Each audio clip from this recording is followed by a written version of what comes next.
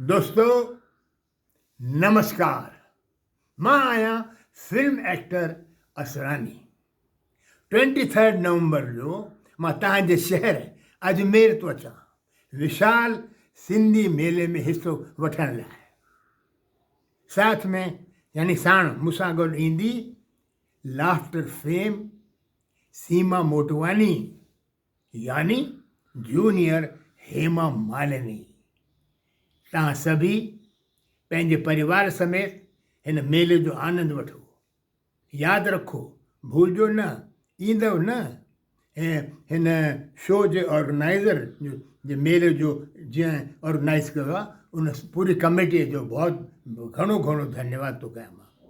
यादि रखो 23 नवंबर अजमेर आज़ाद पार्क शाम जो 6 वॻे।